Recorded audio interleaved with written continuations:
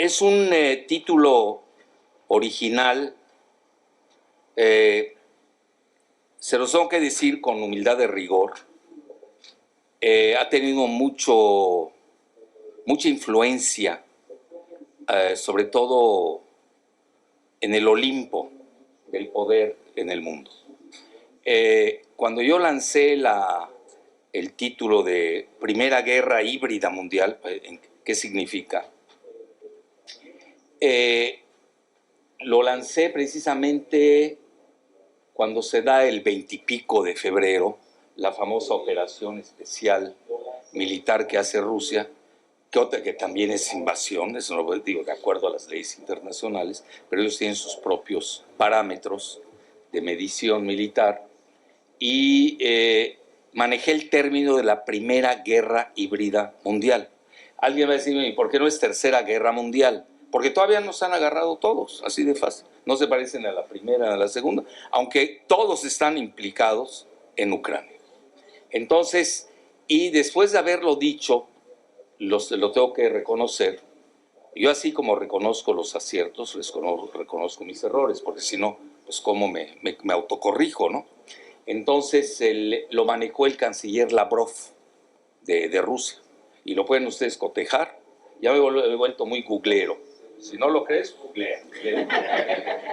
Y esa es la maravilla hoy de la conexión que tenemos con estas redes, ¿no? Obviamente es de doble filo, es de doble uso, depende del bien el uso que le das. Entonces manejó el concepto, pero lo tengo bien grabado, aproximadamente un mes después. Y ya agarró ritmo. Obviamente en el bloque occidental les van a decir que es una invasión de un salvaje criminal, ya saben, ¿no? Toda el maniqueísmo lineal que se da, sobre todo una guerra de propaganda, que es parte de la guerra híbrida. Ahora, ¿por qué se le llama guerra híbrida? ¿Por qué pensé yo en la guerra híbrida? Fíjense que yo tengo un método que incluso se lo doy a mis alumnos de posgrado en la UNAM, que se llama el método multidimensional. ¿Qué quiere decir multidimensional? Vean, todos los especialistas que han hecho del análisis internacional, a mi juicio, un reduccionismo a ultranza, entonces ya no nos entendemos, hay una nueva torre de Babel de las especialidades. Entonces, alguien puede manejar muy bien lo que son las finanzas, la economía, la demografía, etcétera, la ideología, la teología, pero en forma aislada. Yo, si quieren, se les digo también con mucha humildad, mi originalidad es que mi abordaje, y de ahí nace la palabra híbrida, nace de este método multidimensional que yo sí aplico en mis clases. Cuando escribo, trato, que a veces no tienen mucho espacio, y es precisamente abordar todo. A ver, bueno, ¿cómo está la geoestrategia? ¿Cómo está la geopolítica? ¿Cómo está la geoeconomía? ¿Cómo están las finanzas? ¿Cómo está la demografía? Todo eso hay que tomarlo en cuenta. Entonces, todo el mundo me gana en cualquier rubro, lo tengo que reconocer. Soy el peor de todos en cada rubro. Pero ya sumado, pues le gano a los demás. Porque los demás nada más están viendo un rubro, y yo estoy viendo todo. Y eso es lo que pasa, y eso me sale a colación, y me nace porque soy un centro cultural, una librería. Yo tengo una pasión peculiar por las librerías. En Londres, yo me acuerdo, me pasaba ahí en los edificios de Penguin, de 3 pisos. Me decían, oiga, ya vamos a cerrar, y era el primero en haber entrado, porque hay pasión por los libros. Cuando se tiene esa pasión, es muy difícil quitarlo. Ahora, mi pasión se llama el WhatsApp, imagínense, que cambiase. No es broma, 6 horas, y es adicción, en la casa me regañan. 6 horas en el WhatsApp, porque ahí está todo. Hoy lo estamos viendo todo ahí. Bueno, entonces, hay una anécdota sufi, que es, y yo creo que eso es lo que nos está pasando en la cuestión de lectura. Cuando le piden a varios ciegos decir que es un elefante. Entonces cada uno agarra una parte del elefante. Obviamente ellos nunca han visto el elefante y lo describen. Pues ya se imaginarán ustedes, los 5 o 7 ciegos, cómo describen cada parte del elefante, donde pueden confundir la cola con la trompa, etc. No se diga los colmillos, es casi se dice para el elefante, si no me equivoco. Entonces, eso es lo que está pasando hoy en el reduccionismo. Entonces se les pierde de vista todo lo demás.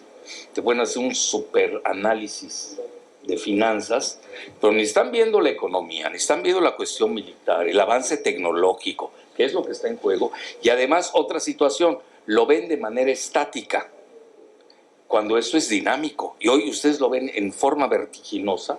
Lo decía el mandarín Xi Jinping, ahora que fue a visitar a Moscú, estuvo en Moscú, le comenta en corto al zar Vladimir Putin, le dice, estamos viviendo 100 años de historia, con su visita que hizo a Moscú. Cambiamos 100 años de historia. Y el zar asentó. Entonces, créanme que estamos ante un nuevo orden mundial. Y vean, lo van a ver en el libro, no es porque yo quiera hacer propaganda. Desde el inicio tuve muy buena hipótesis.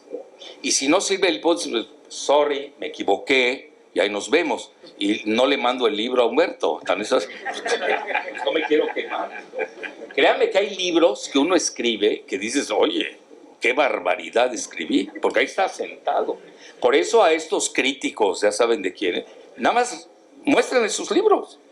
Yo, por ejemplo, tengo, nunca se me va a olvidar, ahora que estos que se autodenominan intelectuales, pero ellos se autodenominan, nadie los ha nombrado de intelectuales, ¿no? Porque recibían dádivas de los gobiernos en turno. Vean qué decente soy, no voy a nombrar a ninguna sigla de partido. Bueno, entonces, sí, porque es común, es la práctica común, saca en una revista Vuelta una portada y ponen, bueno, ya saben quién, Enrique Krause Kleinborg, que él se autodenominó el máximo intelectual que jamás parió la Vía Láctea, y pone Chile, ejemplo a seguir. Y ahí pone su curva económica. Es el ejemplo a no seguir. Es todo lo contrario. Y además es un pinochetismo, no el modelo, pinochetismo neoliberal fascista, con golpe de Estado, llegan con golpe de Estado al poder. A ver, yo que él, pues yo sí me hubiera suicidado. No, es que esa vergüenza, sobre todo para los que tienen conciencia de cada letra que escribimos, cada coma, cada guión, créanme que es algo que lo llevamos ya en nuestro código genético. Todo lo sentimos, es un vibrar el escribir. Yo por eso, aunque no me paguen, bueno, sí me pagan, pero antes no me pagaban tanto, últimamente ya mejoró mi situación. Yo escribía por placer. Con una paisana tuya de aquí, yo escribía por placer, ¿ya saben quién es? Bueno, durante 20 años. Y nunca me pagó. Y luego me reclamaron que por qué nunca, y cuando pedí mi primer salario me corrió. Esa es la que hoy hace críticas en el Zócalo, etc. Bueno, para no decir nombres, porque el padre era respetable, y ahí lo dejamos. No, me refiero al padre biológico, no al padre ideológico, que sabemos quién es. Otro paisano tuyo. Muy pintado, muy bien pintado. Por cierto. No, pero no vamos a decir jamás quién es. Uno que quiere competir en maratón, con quien estamos a gusto, ¿no? Oigan, por cierto, les quiero decir, al inicio les quería decir eso, que me siento muy a gusto con ustedes.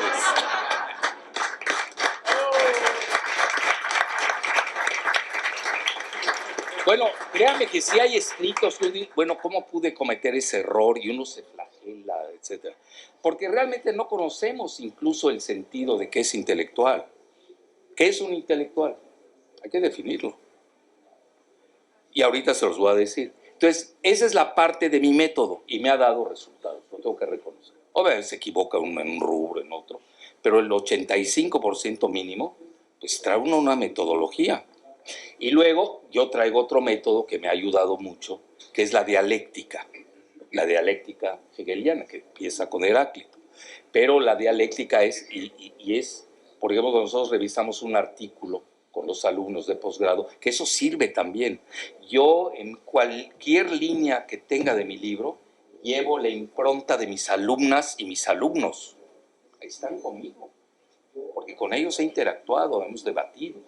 Entonces, ¿cuál es la famosa dialéctica? Ustedes la saben, pues yo doy mi tesis, yo no soy infalible. Imagínense que no me equivoque. Sería grave, ¿no? Muy grave. Ya me creería Dios. Eso ya es patológico, no equivocarse. El problema es que no hay que repetir los errores. Entonces, y ahí viene la antítesis, siempre los exhorto a que den la contraparte. Alguien piensa diferente a esta. ¿Cuál es? Y ustedes al final sacan su propia síntesis, porque tienen derecho a pensar. Pues me late, ¿sabes por qué? Jalife me cae mal. Está bien, tienes derecho a ponerlo en tu síntesis. Punto. Pero ya pensaron, ya se organizaron, vean, toda la vida la van a llevar así. Es toda una dialéctica, el estar debatiendo ellos en sus empresas o en la vida que los lleve en sus profesiones. Entonces, y concluyo con esta parte de los intelectuales. Para mí hay dos personajes que me representan que es un intelectual. Uno es Diógenes, que le llamaban Diógenes el cínico. Y imagínense quién, Alejandro el Magno, que hasta la fecha, todos los que hemos vivido en el Medio Oriente, y yo que he viajado mucho por Asia Central, no tienen ustedes idea la huella que dejó Alejandro el Magno hasta la fecha. Tan es así que hay varias ciudades que tienen el nombre de Alejandría. Hasta la India, Pakistán, todo, Samarcanda, todo. Bueno, el Líbano, ahí sitió Tiro, no sé cuántos años, meses, etc.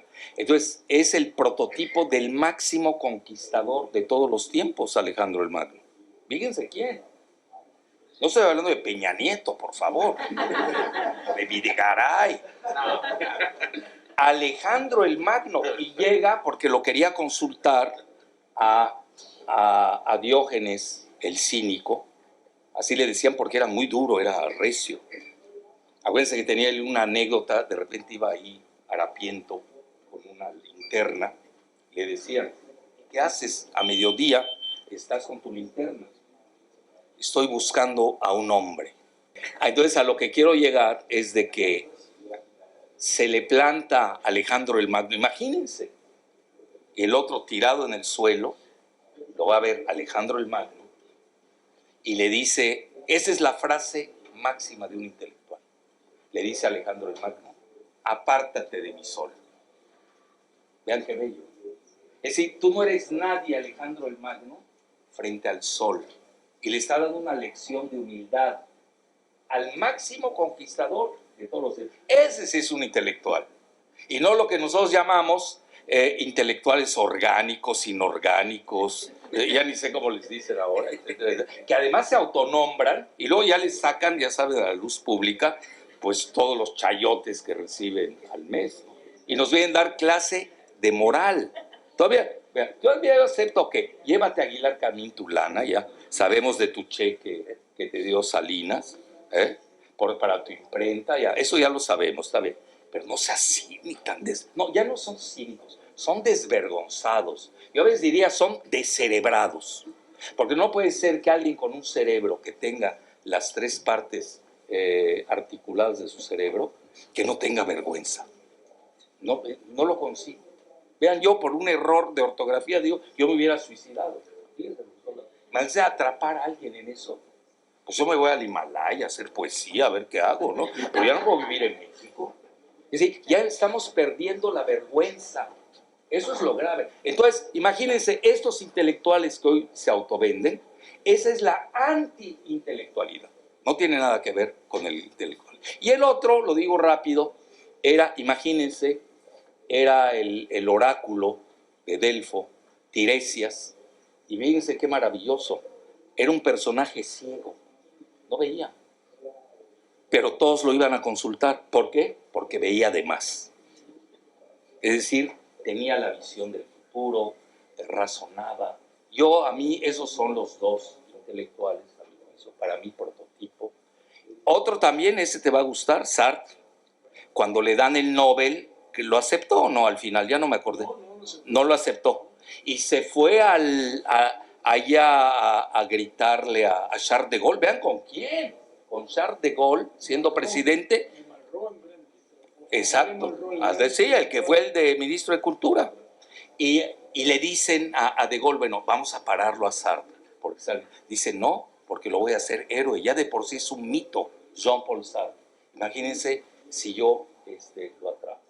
Al siglo XX le llamaron los franceses el siglo de Sartre. Ah, mira, ahí está. Vean qué maravillosa. Yo creo que esos sí son citables, pero no me hablen que el Castañeda Goodman, el Zuckerman, no, te suicida. El Aguilar Camín, ¿cómo se llama Enrique Krause Kleinborg. Por favor. ¿Quién? Loretito. No acabas. El papá. Hijo de un asesino, bueno, porque esto es un libro, Diario de un asesino, se lo hacen en Yucatán. Son vecinas. El papá, Carlos Loret de Mola, Medis, lástima de apellido Medis, ¿no? Mata a mi amigo con quien yo estudié en el colegio americano, en Yucatán, en Mérida, el Charras, Efraín Calderón Lara. Y estos son los que hoy nos dan lecciones, nos pontifican. Es grave. Y luego vean al papá y lo comen. Y el Loretito, etcétera. Bueno, es una desgracia porque sí debemos tener intelectuales en el país. Y hay que fomentar a que sean libres pensadores, sean críticos. Pero no el crítico iconoclasta, barato, chafa, que destruye por destruir. El crítico constructivo, que señala los errores de cualquier lugar del régimen en turno, pero es para mejorar la situación de un país y no para destruir. Que hoy estamos en una fase de cacofonía, literalmente cacofonía, de propaganda barata. Ya no tenemos intelectuales. A ver, en esto no estoy de acuerdo contigo, en esto sí, en aquello no hay debate. Todos son mentadas de madre, de linchamientos. Bueno, pues todos mentamos madre. Espero que tengan sus madres porque se las miente, pero si no las tienen, pues ya no lo podría hacer. Entonces no podemos llegar, se ha degradado mucho, se los digo sinceramente, no solamente la intelectualidad de México, no la estoy viendo. Vean, tú lo sabes mejor que nadie, Humberto. El mismo PAN que lo funda Gómez Morín.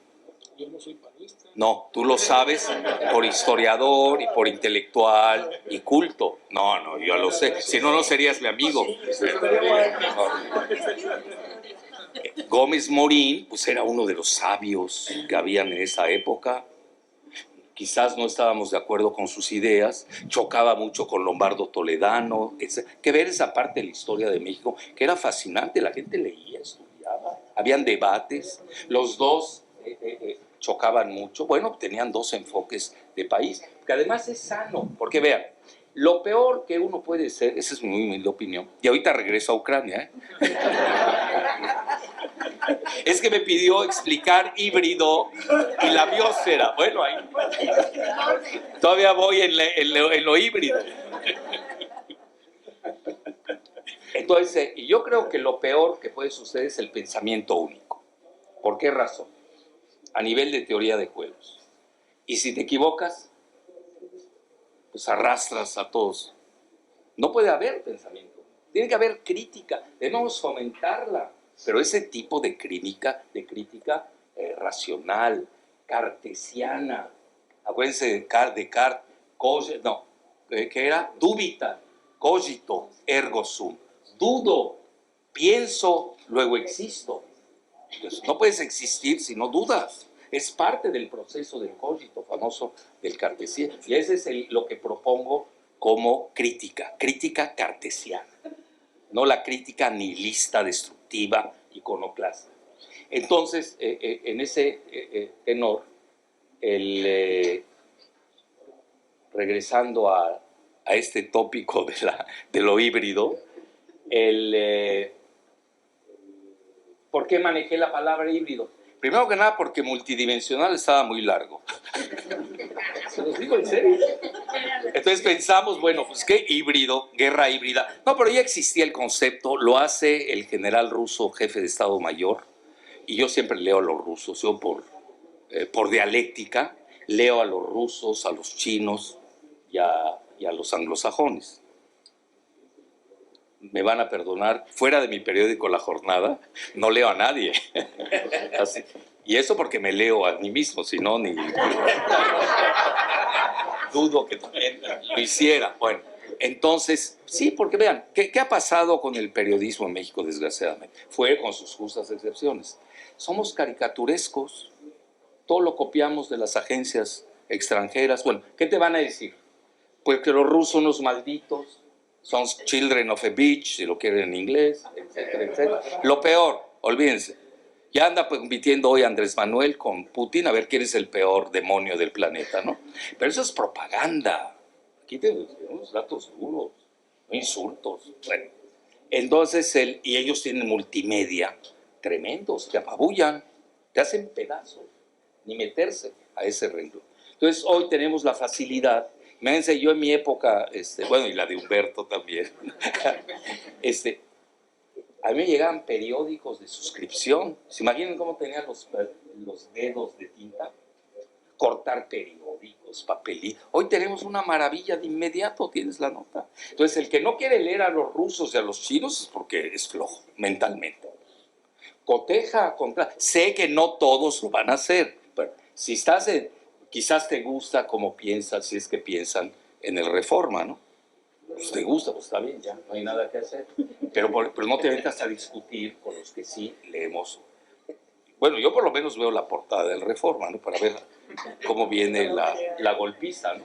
Del día, hasta dónde llega la ignominia. Ustedes saben que el Junco pues mandó a su hija a esta secta esclavista sexual, NXIVM Nexium, y mandó a su nieta. Entonces, ¿cómo puede dar lecciones de moral? Dense cuenta, por eso a mí no me gusta moralizar mucho todas estas cuestiones por una razón. Aquel día me preguntaron unos alumnos muy inteligentes y alumnas más inteligentes todavía. Bueno, si no moralizo, entonces ¿cómo me muevo? La Constitución, ahí están las leyes. Yo no voy a inventar una Constitución. Cada país tiene su propia Constitución, punto. Pero no me meto a moralizar cuando hay un proverbio árabe que a mí me encanta mucho, que dice, quien tiene la casa de vidrio no arroja piedras. Oye, hay unos que ni casa tienen, ni de vidrio. Te hacen papilla, ¿cómo te lanzas? Tienes que ser casi hijo de Dios y perfecto para estar moralizado. Por eso yo en lo particular, ustedes se darán cuenta, prácticamente nunca moralizo. Nunca, no me gusta. Eso sí, la Constitución de este país va así, se respetan así las leyes y se acaba. Entonces, ahí es donde nace la idea, en lugar de poner multidimensional, la maneja Gennady Gerasimov, que es jefe de Estado Mayor del ejército ruso, pero él lo maneja para el ejército, como una guerra. ¿En qué consiste? Bueno, en que hoy se está librando una guerra no directa. Hay varios tipos de guerras. ¿Qué tipos de guerras está sucediendo en Ucrania? Eso es importante. Pues tenemos la guerra como tal entre Ucrania y Rusia. Vean, hay varias maneras de ver qué es Ucrania. Depende cómo lo quieran ver. De qué zoom quieren usar, ahí va a variar mucho. Si te vas a febrero del año pasado, eso es un zoom, es válido. Pero hay otros zooms. Tienes 2014. 2014,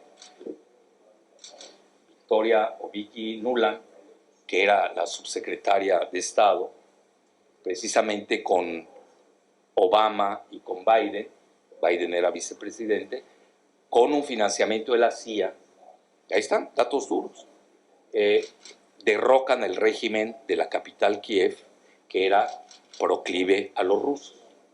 Así de fácil. Entonces ahí nace, ahí es donde nace. Esa es una manera de verlo. Otra manera de verlo es te vas un zoom hasta el siglo IX. Y en el siglo IX, pues es lo mismo que Ucrania y Rusia. Ahí nace Kiev Rus, ahí nace la entidad de los pueblos eslavos que se ligan a lo que hoy es, bueno, lo que fue Ucrania y luego Rusia, etc. No me quiero atardar más, pero por eso yo propongo que lo que está sucediendo entre Ucrania y Rusia es una guerra civil. Es el mismo pueblo, es la misma raza eslava. La gran mayoría son eslavos de rito ortodoxo que hablan ruso, rusófilos. Y la otra parte, que es más prooccidental, son católicos, eso es importante decirlo, son rusófobos, porque así los ha hecho la propaganda occidental, y naturalmente ustedes no quieren saber nada de la vieja URSS, pero ni tampoco Putin. No crean que Putin es muy pro-URSS. Entonces ahí no hay que perderse. Ya de por sí ahí, con lo que les acabo de decir, ya tenemos varias guerras. Guerra civil, guerra teológica. Y luego hoy está, bueno, no, esa no lo voy a decir, me la salto. Esta es fuerte. Ahí lo leen en el libro. Bueno. Y luego me voy, hay otros tipos de guerra, por ejemplo, la energética. Está librando una guerra energética en Ucrania. Y al fin hay una guerra demográfica también, esa siempre la detecté, porque me acuerdo Biden en una ocasión comentó que la debilidad de Rusia era la cuestión demográfica.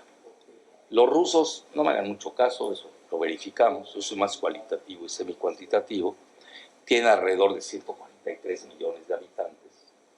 Si no me equivoco, Ucrania anda en 40 billones.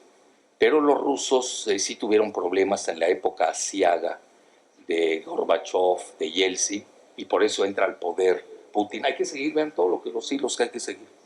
¿Se dan cuenta? Vamos a ver 1000 rubros. Hay que seguir. Guerra financiera también, etcétera.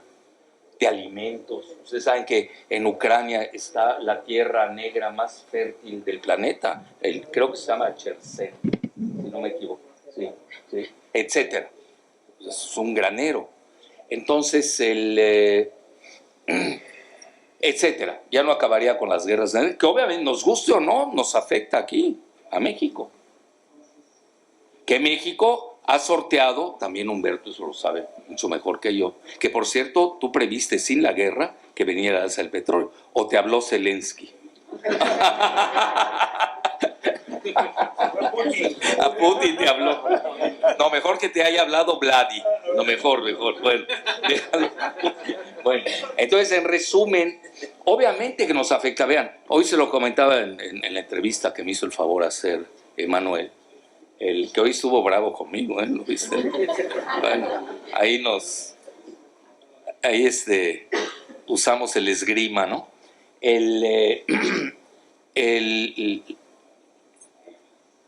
Dos Bocas va a salir gratis, aunque se ha ido al doble. Es decir, hubieron tantos ingresos por el petróleo. El Deer Park regalado salió. Entonces, ¿qué sucede? Que hoy, ahora, problema de México, ¿cuál es? Que importamos gas. Y estamos importando 80%, que estamos pagando un error histórico que hizo López Portillo. Acuérdate, con el gasoducto Cactus Reynosa, y en ese momento nos financia Estados Unidos vía Exim Bank para construir el gasoducto, se construye, y Schlesinger, que era secretario de Energía con Jimmy Carter, dice, pues no, voy a comprar el gas canadiense porque es más barato. Y López Portillo, en lugar, bueno, pues ni modo, le bajas, hay algo, no puedes decir que no, se montó en su macho, y digo, no le vendo, y ya se acabó, y ahí perdimos. Se administraba la riqueza que no existía, imagínate. Entonces ahí, pues véanlo, hoy estamos pagando un error. ¿De cuándo fue López Portillo? 1972. 1972, creo. 86, 82. 83 llegó pidiendo la 76, 83. Sí, Bueno, 82. en esa década. Entonces, ahí tienen, vean, un error histórico. de la década de los 70, 50 años más tarde, lo estamos pagando en México. Hoy tenemos una carestía de gas. Estamos importando el 60%. Se dice, bueno, entonces, a lo que quiero llegar, ¿qué es?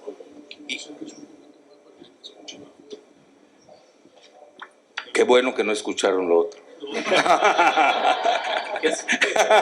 No, hombre. Ahí está, bueno, no, ya. Entonces, ¿qué significa Ucrania? Hay que verlo bien. Les di el ejemplo explícito de México, que hoy precisamente lo comentaba con Emanuel Sivilla, cómo la inflación que le está pegando a Estados Unidos proviene del efecto Putin, del efecto Vladi, para no meternos en líos. Cómo, pues obviamente vienen las sanciones de Estados Unidos, muy letales, no les funcionaron, viene la guerra de los energéticos, que ustedes ya saben, no me quiero detener, me quiero ir ya más a lo específico del libro, y pues crea una inflación en Europa, en Estados Unidos, hasta la fecha, no pueden con ella, tienen que elevar las tasas de interés para bajar la inflación, sí, pero en esa se llevan a los bancos, y no sabemos cuántos bancos más van a seguir, eso no se sabe, no lo sabe ni Janet Yellen, que está en el Tesoro, ni Jerome Powell, que está en la Federal Reserve. Bueno, entonces a lo que quiero llegar, vean cómo un efecto se va dando, incluso en México tenemos inflación, obviamente importada. Entonces, en ese sentido, vean cómo, y aquí sí condenso la frase, Ucrania es una singularidad, eso se maneja mucho en física, es un fenómeno singular que tiene un efecto expansivo a todo el planeta. No hay rincón que se salga. Eso es Ucrania. Vean lo que significa. Entonces, ahí yo emití varias hipótesis, sorry, pero le atiné, si le quieres poner así. Bueno. Que estaba en juego el nuevo orden mundial, dicho y hecho. Que viene la desdolarización, dicho y hecho. Que viene los regionalismos, que se acaba la globalización, que vamos a la desglobalización. Todo se dio. ¿Por qué? Porque ya estaban. No crean que la guerra de Ucrania lo catalizó. No, ya venía. Es decir, lo que hemos seguido desde Nixon. El mismo Nixon hablaba de la multipolaridad. Si ustedes me preguntan, realmente Estados Unidos tuvo una gran resiliencia. Estamos hablando de Nixon, época de los 70, 30 con Kissinger, 30 años más 23, más de medio siglo que Estados Unidos resistió, pero ya se acabó. ¿Y qué fue? Ucrania. Es decir, Ucrania es la gota que derramó el vaso que se venía llenando durante más de 50 años. ¿Y eso en qué lo estamos viendo hoy en día? Bueno, no, porque en ese tiempo China, que traía acuerdo con Estados Unidos, el G2 que había creado Kissinger y Nixon con Mao Zedong, ese acuerdo que hoy ya se vino abajo con el asunto de Taiwán, que no lo reconoce, no reconoce Estados Unidos que Taiwán es parte. Bueno, a nivel militar, ya saben la ayuda que le aporta Estados Unidos a Taiwán, pero no lo reconoce a nivel ya público de que es parte de China. Entonces ahí obviamente hay problemas. Y para China es una cosa existencial. Sí, todos conocemos China y charlamos con ellos, pues sabemos que sí es parte de su esencia de nación. Entonces tienen ese asunto del G2 en ese momento entre Estados Unidos y China contra la URSS.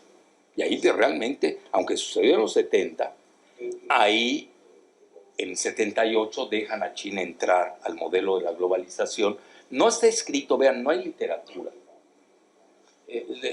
Aquí un gran defecto que hay, nosotros estamos leyendo, bueno, yo sobre todo leo a la prensa, material de libros, leo a los anglosajones, pero así libros rusos, chinos, pues no hay, chinos menos, no hay literatura. Por ejemplo, yo les doy a mis alumnos de geopolítica, hay un libro para ver qué piensan los rusos, ¿no? Que es de Alexander Dugin, que habla de los fundamentos de la geopolítica. Y ustedes ven, estamos hablando de otro mundo, totalmente. Y obviamente los chinos, pues yo leo la prensa china diario, es obligatorio, digo, para ver qué pasa ahí, ¿no? Pues libros. Me acuerdo yo la última vez que estuve en Hong Kong, me acuerdo hasta compré un libro en inglés, traducido, mal traducido, que hablaba de la guerra de divisas. Sí, ya los chinos se estaban preparando a la guerra de divisas que hoy estamos viviendo. Entonces, vean cómo ha evolucionado el mundo. Por eso yo digo, no sucedió con Ucrania. Ucrania es el punto, el sumum, ¿no? La cúspide, donde detona todo lo que ya se venía acumulando durante más de medio siglo. Entonces, ¿qué vimos? Pues que llega el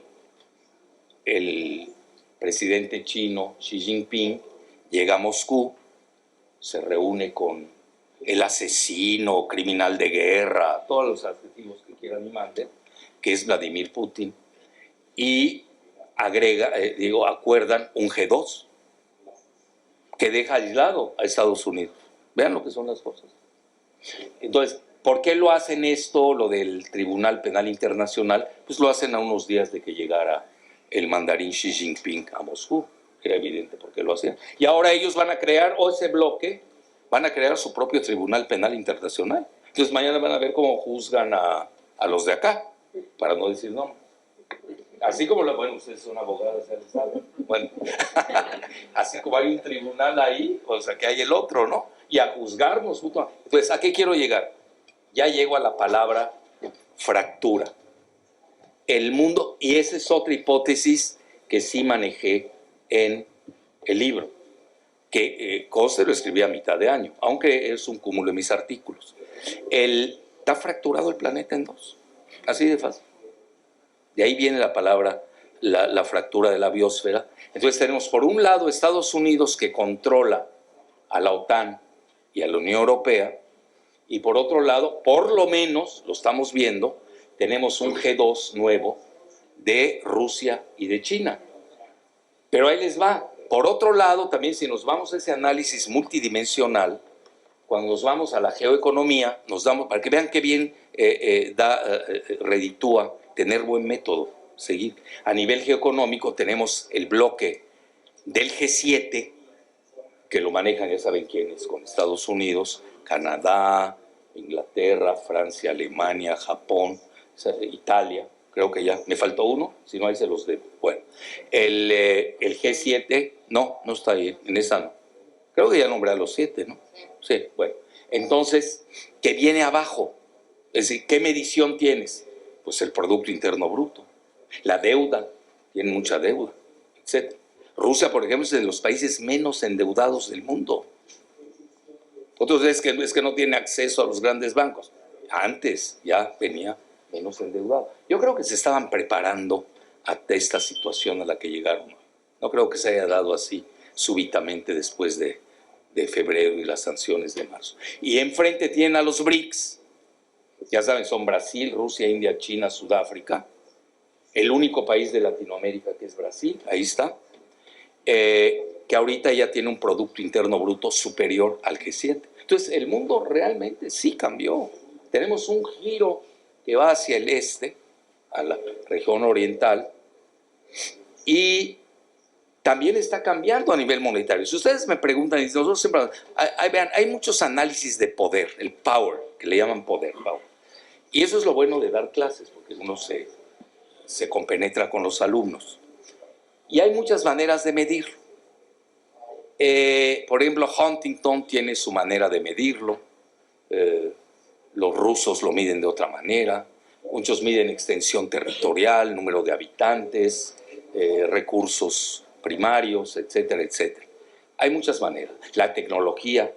Vean, en ese rubro es importante decirles que hoy a China rebasó a Estados Unidos prácticamente en todo. En inteligencia artificial llevan 20 años de delantera. Lo dice el Pentágono. Y si no lo está diciendo cualquier pelagatos. Del Pentágono lo dicen. Y aquí en México apenas vamos con la inteligencia natural. Imagínate. Entonces, no estamos en nada en la tecnología, no estamos jugando. ¿Cómo vamos a avanzar? ¿Cómo vamos a avanzar si no tenemos tecnología? Teniendo jóvenes, un país de 29 años de edad promedio, pues es la riqueza de México. Si no, no vamos a avanzar. Entonces, los chinos llevan una delantera bárbara. Estados Unidos en lo que más o menos les va bien es en la computación cuántica. Vean, Huawei, no pudieron con Huawei. Ahorita, por ejemplo, el arreglo que hicieron, que lo hizo China, por cierto, hoy lo comentaba bien en la entrevista con Emanuel, reconciliaron al máximo país chiita, que es Irán, con el máximo país sunita, que es Arabia Saudita. Los reconcilió. Pues ya corrieron del Golfo Pérsico prácticamente a Estados Unidos. Increíble. ¿Cómo se hace un arreglo sin Estados Unidos? Incluso ahora se están manejando que China puede manejar el arreglo con Ucrania, lo cual yo lo veo muy difícil porque Zelensky es un títere de Estados Unidos, no tiene voluntad en nada. Bueno, entonces, en resumen, ahí viene esa situación que les estaba comentando de la fractura de la biosfera. ¿Y por qué uso? Y ya con eso concluyo. ¿Sí estamos bien en tiempo? Lo que tú quieras. Ah, bueno, no, pues ya los vi que ya se están. No. Bueno, esa es la prueba de fuego. Si me dicen que no, quiere decir que no están dormidos. Y me sigo, ya agarro mi segundo aire. Vean, a mí en realidad la guerra civil, insisto yo mucho en ese término, porque son los mismos pueblos, de origen eslavo. Sí me afecta por mi lado humanista. Vean, yo siempre seguí a un gran pensador, que es uno de los máximos pensadores del siglo XX, que, por cierto, íbamos a traducir, no sé si ustedes saben de un muralista ruso, hijo de Víctor Serge, que vino a refugiarse a México, Vladi, el pintor Vladi, que tiene grandes murales, maravilla, y se hizo gran amigo mío, nada más por una razón, porque él era fanático de Vernadsky, con V, Vernadsky, y yo también. Pero yo no leía ruso, él sí. Big difference. Sí, porque acuérdense, traduttore, traditore, quien traduce traiciona. Es decir, no puedes leer igual la traducción original que la que sigue, ¿no? Traducida o mal traducida muchas veces. Entonces, siempre lo seguí y él lanza un concepto de gran avanzada. Él era, fíjense, ucraniano de origen. Pero ven que no hay nada personal con los ucranianos, y menos con las ucranianas, que son las mujeres de las más bellas del mundo. Y lanza este concepto de la biosfera, porque él va y era el director de la, no sé si es escuela o facultad, de geoquímica de Moscú. ¿Y qué es la biosfera? Es toda la parte de la atmósfera, precisamente, donde están los seres vivientes de la creación. Es decir, los humanos, animales, plantas. Esa es la biosfera. Y lanza un concepto único, dice, donde dañar alguna de sus partes daña a la biosfera. Imagínense qué maravilloso concepto. No, ¿cuántos siglos necesitamos para llegar a ese punto? Imagínense. Es dañar al resto, es genial ese concepto. Y luego viene otro concepto que maneja Teilhard de Chardin, un jesuita paleontólogo, que incluso le prohíben publicar sus libros y tiene que esperar hasta su muerte, sobre la noósfera. El nous es la mente. Él decía, alrededor del planeta hay una mente, que es la que dirige al planeta. Bueno, eran soñadores, utópicos, ya no sé qué son, ¿no? Entonces, imagínense, cuando yo veo lo de la biosfera, total, ahí agarra, los británicos agarran su concepto de Gaia, estuvo muy de moda en una época, aquellos que son ambientalistas, etcétera. Entonces, de ahí viene la palabra biosfera. Y la fractura, porque se fracturó. Es decir, ese espacio común de humanos, plantas, animales, hoy sí se fracturó en Ucrania. Incluso yo hasta manejé el concepto de que Kiev, la capital de Ucrania, era el nuevo muro de Berlín, de ese tamaño. Entonces hoy estamos ante esa situación, es real. Vamos a tener dos bloques muy poderosos. A mi juicio Estados Unidos se equivocó, porque vean, hoy también lo manejaba en la entrevista con Emanuel. En geopolítica manejamos y en geoestrategia un concepto que se llama estabilidad estratégica, y es entre tres, no hay más. Lo aceptan los rusos, los chinos y los estadounidenses. Estabilidad estratégica. Entonces, por eso ustedes escuchan que un G2 antes fue entre la URSS, entre Estados Unidos y China contra la URSS, y hoy lo que estamos viendo es que el G2 es entre Rusia y China para enfrentar a Estados Unidos.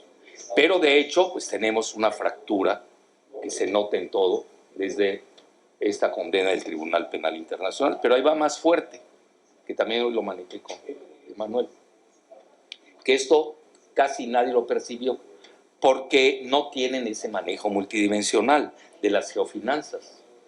Una de las frases claves que dijo Vladimir Putin fue de que el comercio de ahora en adelante de Rusia se hará con yuanes, la divisa china, pero es comercio con Asia, con África y con Latinoamérica.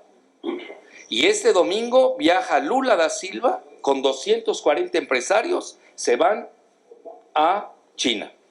Es decir, ya se ve muy claro, que ya olvídense de lo que pasó antes de esta singularidad llamada Ucrania. Estamos ante una revolución, ante un nuevo orden mundial que se está decantando. Porque si no vemos esto, pues vamos a cometer muchos errores, sobre todo en política exterior. Vean, por ejemplo, lo digo porque además es real, yo soy muy amigo del expresidente de Honduras, Zelaya, cuya esposa hoy es ya se acuerdan, lo fue derrocado en Honduras porque Chávez le daba petróleo que no tienen, lo tenían que comprar, pero Chávez no le cobraba. Pues obviamente pues, estaba de acuerdo con Chávez, lo derrocan, ¿no? Y ahora su esposa, Xiomara Castro de Zelaya, es la que está en el poder, y en su campaña manejó que iban a reconocer a China, iban a romper relaciones con Taiwán. Luego eso le molestó a los estadounidenses, se negoció, lo sé de buena fuente, y ahora la semana pasada, yo creo que sí, mi amigo Zelaya captó lo que llaman los alemanes el Zeitgeist. Zeitgeist, ¿qué quiere decir? El espíritu del tiempo. Percibió que era el momento de romper con Taiwán y reconocer a China. Un paisito, Honduras, nada de nada. Bueno, se está arriesgando, porque, no sé, si me hubiera pedido mi asesoría, no, tendría que tener datos internos, pero así desde fuera del bosque, no viendo el bosque, tú sabes que no es lo mismo. Es muy fácil hablar desde fuera y todo. No sé qué datos tenga. Yo hubiera sido más precavido, conociendo a nuestros vecinos del norte, ¿no? Yo hubiera sido, porque tienen ahí un búnker, tienen una base militar los Estados Unidos en Honduras. Tienen 8 o 9, muchas veces dicen que son 8 o 9, en Colombia. Que si no estás jugando, aquí son cosas peligrosas.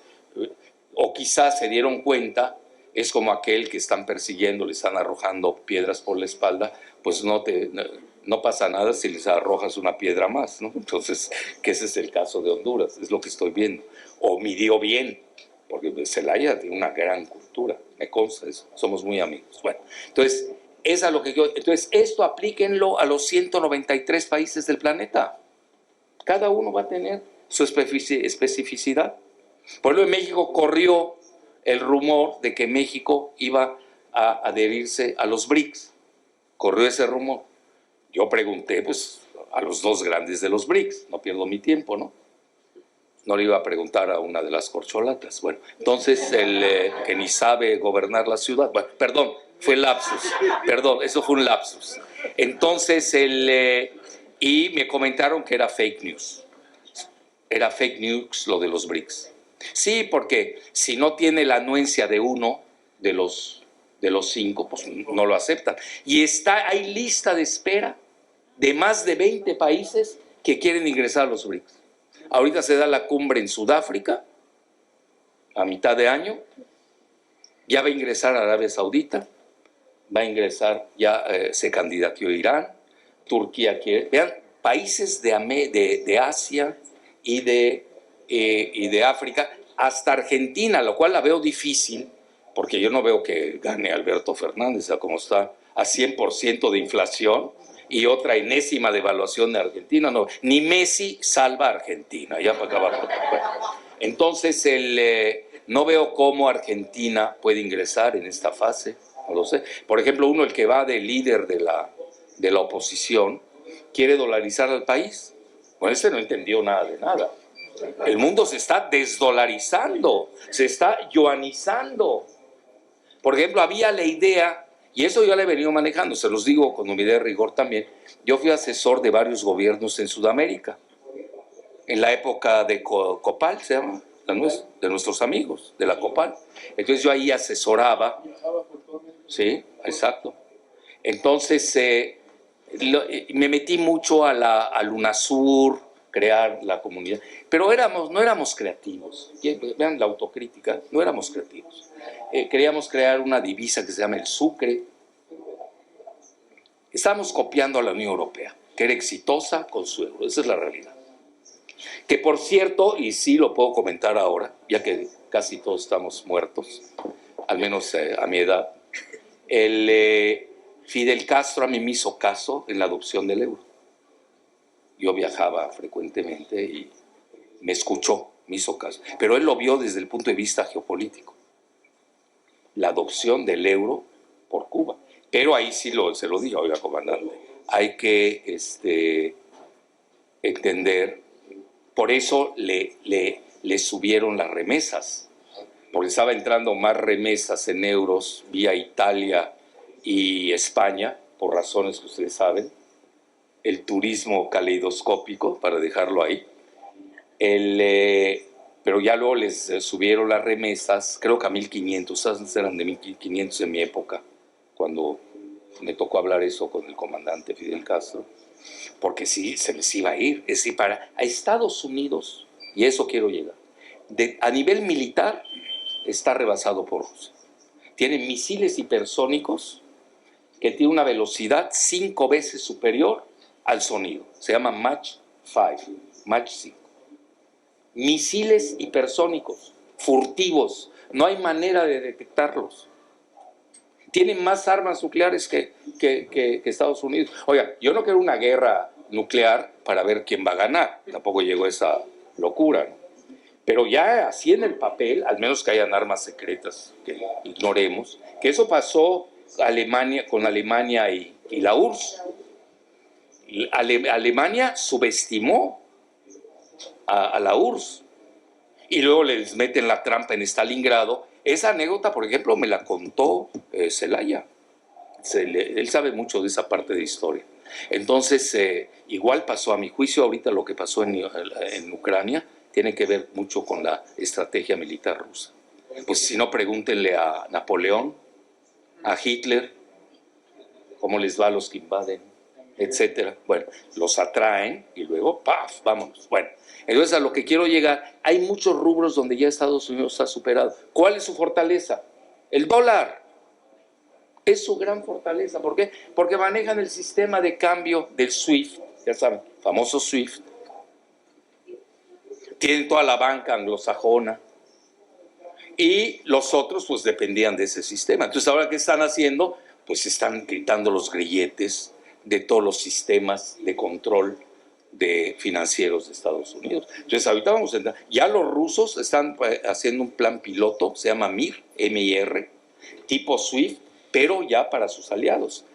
Estando ahorita Putin, y ahora sí voy a concluir, estando Putin, no es que vi que sacaste ahí chequeras y sacaste chequeras. Ah, bueno. No de empleado. Hoy un invitado le daña una chequera, ¿eh? Bueno. Entonces, ahora que estaban ahí reunidos, había una reunión que la hacen a propósito de el segundo Congreso Interparlamentario de Rusia, y agárrense de la silla. ¿De cuántos países? 40 países africanos. 40 países, más que toda la CELAC. Digo, para que no nos presuman. Y eso que Efraín Guadarrama es mi amigo y maneja la CELAC, que por cierto lo hace muy bien. No te molestes, Efraín. Ya. Bueno, no, le estoy echando porras. Entonces, a lo que quiero llegar, 40 países. ¿Y qué hacen hábilmente? Rusia le condona 20,000 millones de dólares de deuda a los 40 países. Y eso no sale en Occidente, pero nunca va a salir. No conviene que salga. Si apenas salió la visita de Xi a Moscú, y menos va a salir la visita, que ya lo invitó oficialmente, de Xi a Beijing. Ahí se va, en lo que va del año, lo va a visitar a Moscú. El mundo cambió, es lo que quiero decir. Ya estamos en otro mundo. Ahora sí se ven los dos bloques, pero más aún a nivel agrícola, que es lo que les importa a los países árabes, de África, etcétera. Rusia es una potencia alimentaria de primer nivel. De primer nivel. Y hoy, por ejemplo, si ya nos metemos a ver rubros por rubros, pues vamos a ver que sí, Estados Unidos ya no es la única superpotencia. Yo me mantengo con mi hipótesis de la estabilidad estratégica de los tres grandes países, pues los tres son nucleares. Quizás China sea la que menos ojivas nucleares tenga, anda alrededor de 500, Rusia anda 2.700, no me hagan caso, eso se puede googlear, y Estados Unidos en 2.500, algo así, cuando ustedes saben que no se necesita tanto para acabar la vida en el planeta. Entonces, en ese sentido, yo hablo de esa fractura de la biosfera, y hoy que estamos viendo, pues que sí hay dos bloques, de facto. El bloque, pues yo diría, de Estados Unidos, OTAN. Algunos países de Latinoamérica no tienen margen de maniobra. Léase, ya saben quién. Bueno, otros sí tienen margen, otros se arriesgan. Y como todo en la vida, alguien gana y alguien pierde. Ahora, lo de Brasil sí me llama la atención. Porque antes les estaba diciendo yo la idea del UNASUR y del Sucre como divisa, y se empezó a manejar. Yo he seguido mucho eso, siempre me han gustado las geofinanzas. Incluso yo tenía una columna en el Financiero que se llama Geoeconomía. Vas a decir, bueno, ¿y cómo estás en la SIC con neuroendocrinidad y acabaste en las geofinanzas? Precisamente por eso estudié psiquiatría, para entender a los financieros. Entonces, en resumen, antes, por ejemplo, se manejaba que los BRICS iban a tener su divisa BRICS. Hoy, por lo que vi que Rusia ya adoptó el yuan, pues digo, aunque India no quiere, Brasil también estaba reticente, yo creo que ya con el apoyo de Rusia, los otros tres van a aceptar la yuanización frente a la dolarización. Es como si hablamos del peso mexicano. El peso mexicano no existe. El peso mexicano es un vasallo del dólar estadounidense, nos guste o no, es la realidad.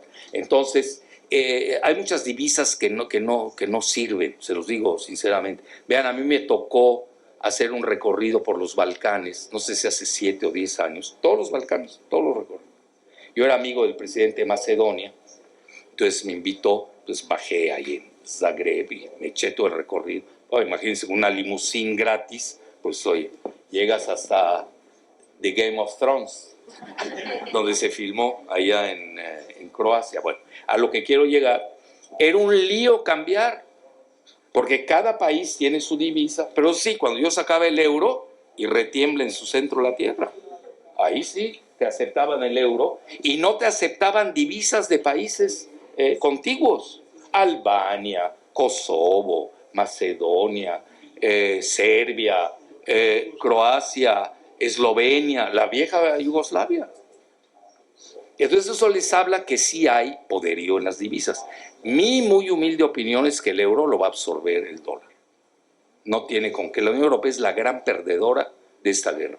Yo no sé si se suicidaron o no vieron o creyeron que las sanciones a Putin lo iban a derrotar de un día al otro. No sucedió eso. Y vean, hoy no tiene gobernabilidad. Si hubiera seguido la Merkel, ¿qué hubiera pasado en Alemania? Igual, sí, no varía tanto. Además, la Merkel era más brava, porque acuérdate, Merkel viene del partido demócrata cristiano. Viene de Berlín. Viene de la parte oriental. El padre era pastor. Hablaba ruso. Así es. Y se entendía bien con Putin. Que hablaba alemán. Él era agente, así es, era agente de la KGB en la parte oriental. Se entendían perfecto. Sí, pero a la hora de la verdad ya ves que se burlaron de Rusia con los acuerdos de Minsk. Ella misma lo dice. Bueno, a lo que quiero llegar hoy, bueno, ya que me hiciste, acuérdense que los socialdemócratas en Alemania normalmente tienen una política que se llama Ostpolitik, la política hacia el este, que la manejó Willy Brandt, Helmut Schmidt. No, ese es Alemania, habla alemán, no de Francia. Helmut Schmidt, y luego quien maneja Gazprom en Alemania era un canciller alemán, hoy se me está yendo, Gerhard Schröder. Es que yo viajo mucho a Alemania, por eso estoy enterado. Entonces, en resumen, se ríe Silvia.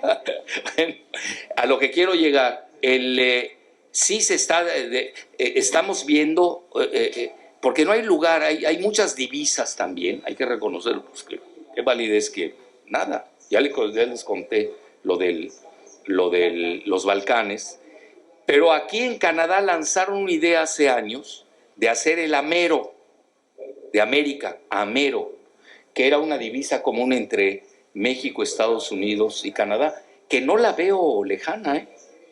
Hoy le conviene más a Estados Unidos aliarse al peso que nosotros al dólar, ¿eh? A cómo están las cosas. Hay que ser prácticos también. Y luego, otra que quisieron hacer en el Golfo Pérsico, las 6 petromonarquías, se llamaba el Gulfo, viene de Gulf, del Golfo Pérsico. No funcionó. Eso es lo que más le puede molestar a Estados Unidos. Casi les di el secreto del planeta, el dólar. Ese era su poderío. Acuérdense, matan a Saddam Hussein porque se atreve a pedir euros en lugar de dólares en la venta de su petróleo. Lo mismo intentó hacer Muammar Gaddafi en Libia y se lo echaron. Literalmente lo sodomizaron. Literalmente. Es decir, para Estados Unidos el asunto del dólar rebasa la seguridad nacional. Porque de eso viven. Ellos imprimen los billetes que quieran y ¿quién les dice que no? A ver, ¿quién? Entonces yo creo que ese es lo nodal de todo lo que estamos, evidentemente estando en el umbral que se puede dar, tampoco hay que soslayarlo, de una tercera guerra que ya no sería híbrida, sería mundial nuclear, porque estamos hablando de potencias que tienen armas nucleares, sobre todo Estados Unidos y Rusia. Entonces yo ahí lo dejaría. La India tiene, pero no, India está neutral. No, la política de la India, mira, hay un libro, tú que eres de libros, el canciller Yashinkar es fuera de serie, es un personaje fabuloso, tiene una gran cultura, tiene un libro, The Way of India. Hoy le decía precisamente Manuel, tenemos que leer más a India, acercarnos más a India, etcétera. Sí, como son neutrales, ahí para que no haya tanto problema, ya sabemos temas de bloques. Además tienen excelentes relaciones con Rusia, excelentes. Se va muy bien a nivel militar, de toda índole. Y obviamente pues hablan inglés y tenían excelentes relaciones también con la anglósfera. Entonces sí, hoy está Irán, por ejemplo, se van a ir de espaldas. Yo cada año lo hago como tarea, reviso el ranking del Producto Interno Bruto. Y que me encuentro este año con que Irán está en el 11º lugar, con sanciones. ¿Y por qué está en el 11º lugar? Porque tiene gas y petróleo. Lo que dicen aquí los neoliberales que no sirven. Ahora, un paréntesis, hoy se lo estaba comentando Emanuel. Tengan cuidado con estos juegos de espejos y de espejismos, de que la energía verde y todo eso. Ya conocemos esa propaganda. Nada más les digo lo siguiente para que lo tengan presente. Quien predica en el mundo lo de la energía verde, que es Estados Unidos, sobre todo el Partido Demócrata, porque los republicanos son petroleros, así que ese jueguito se acaba el año entrante. Cuando ingresen los republicanos, bye bye, todo ese tema de Kerry, que llevan 7 veces que viene a presionar, ¿verdad? Casi les estoy dando secretos de Estado. ¿Qué sucede? Pues que levantó la prohibición en Alaska. Alaska mide más que Texas. Ahí está la gran reserva de petróleo de Estados Unidos. Pues no que estás en contra de todo lo que significa petróleo. Pues tengan cuidado, cuiden su petróleo, no vayan a caer en la trampa de la energía verde, sobre todo ustedes en Tabasco, que frente a las costas tienen inmensas y pletóricas cantidades de petróleo. ¿Por qué? Porque Estados Unidos agotó su parte en el Golfo de México. Toda la explotó. Y la parte nuestra está subexplotada. Entonces vienen 20 a 30 años de gran auge para ustedes. Con eso concluyo. Gracias.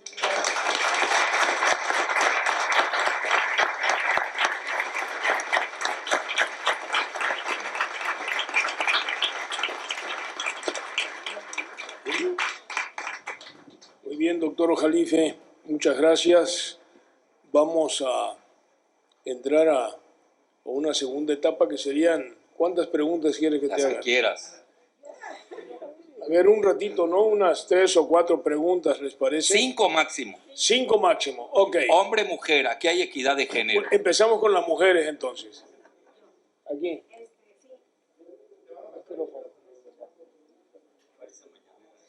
¿Cómo dices? Parece mañanera. No, yo nunca he ido a una, así que no sé.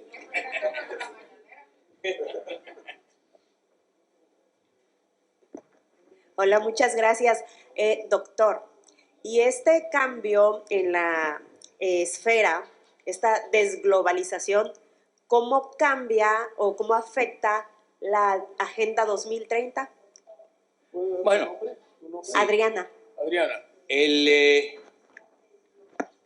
Yo creo que la Agenda 2030 se está tambaleando porque no la acepta tanto o con mucho entusiasmo China y Rusia. Ya estamos hablando de 2 bloques. Ya la Agenda 2030 era globalista. El globalismo ya se acabó. Vean, no lo digo yo. Bueno, sí lo dije en 2006 en un libro que fue premonitorio, pero me adelanté demasiado. Yo tengo un problema, me adelanto demasiado. A veces no hay que adelantarse tanto. Estamos en 2006 y estamos en 2020. Lo ha dicho Deutsche Bank, lo ha sacado Der Spiegel, BlackRock, ya ven a quién enloquecen con BlackRock en México.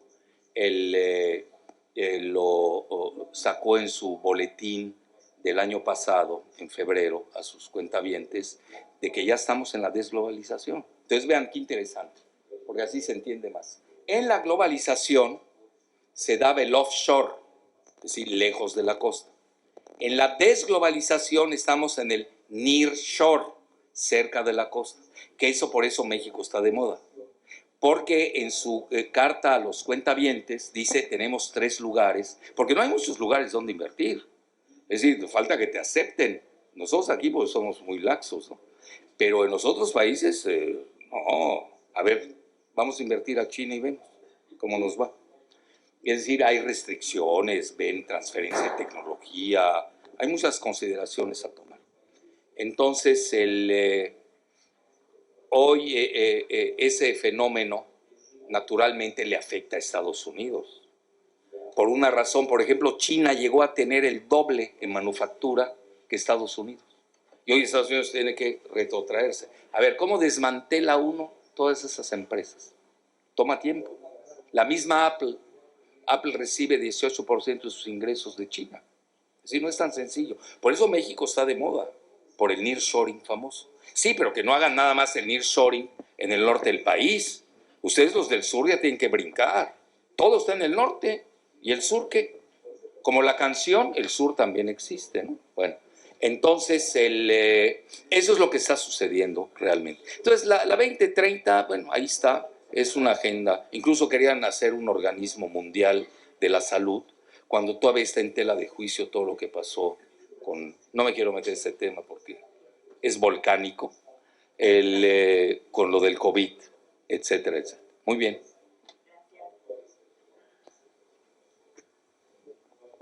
Buenas noches, muchas gracias. Mi nombre es Manuel Isaac Merino Damián y pues espero poder hacerle dos planteamientos y con esto pues aprender y, como decía, ¿no? Dudar, después pensar y entonces existir. Sin duda, el pueblo de México es un país extraordinario al producir un pensador como usted. Ay, oye. En Tabasco es un honor recibirle, esta también es su tierra y es su agua.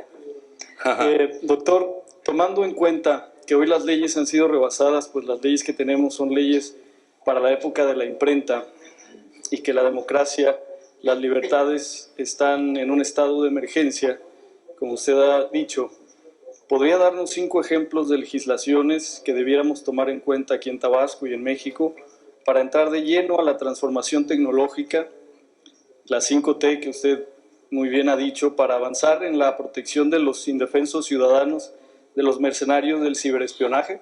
Eso por una parte. Y por otra parte, este libro que usted también escribe, que son las guerras globales del agua, privatización y fracking, que dice, así como en el siglo XX significó la época de las guerras del petróleo y gas, que formaron parte de los juegos geoestratégicos de las superpotencias, el siglo XXI se orienta a las guerras globales del agua, que ya empezaron en algunas zonas del planeta, pletórico de agua marítima y, paradójicamente, sediento para la mayoría de los humanos. Existen 2 abordajes que colisionan. 1, la privatización, y 2, el enfoque humanista.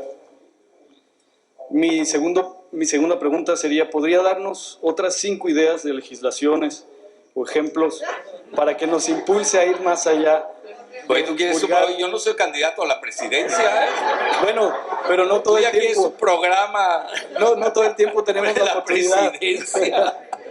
de poder... Proyecto de nación, ya ves. Ya se la voy a dar a Adán, que anda en lo del agua, ¿no? Él anda manejando el agua. O podría darnos ideas que nos impulsen con una a ir más allá, claro. Mira, ahí te va. En lo del agua, lo que dijo el presidente López Obrador es real. Con eso de Tesla, no sé ahí qué se organizó. Lo que pasa, vean, ustedes conocen a su paisano más que yo, sin duda, y saben ustedes los manejos políticos. Yo no sé qué tanto de lo que se promete se va a hacer. Esa es una. Pues ya saben, Andrés, ¿qué tal si le dio cuerda a la moza? Que alguien me platique. No, para dar cuerda, ya saben. No acabaríamos. Bueno, una cosa son promesas y otra es... Vean, todavía la venta de City Banamex no se hace. ¿Desde cuándo están hablando? Desde hace 2 años. Que se le iban a dar a la REA, etc. No sé, y él es muy hábil para posponer las cosas, para congelarlas. Pues es parte de la política, del juego político. Dice, no, pues no me toca a mí, me toca a mi sucesor, que se oiga bien.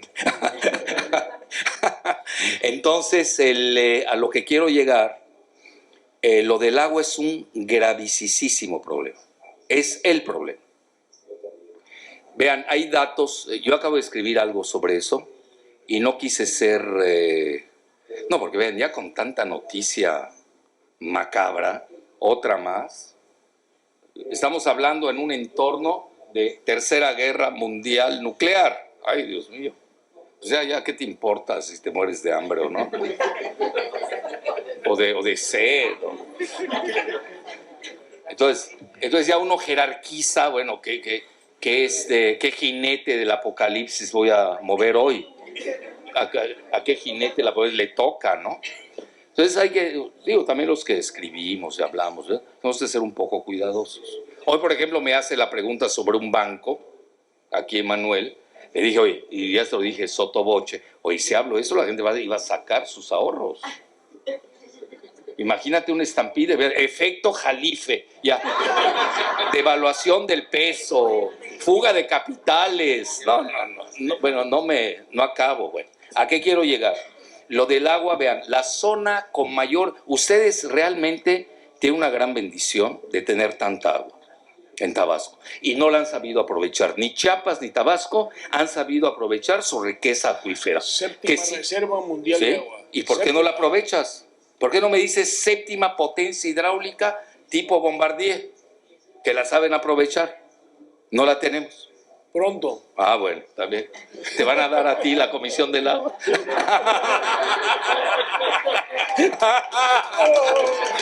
Ya te lancé, ya lo destapé.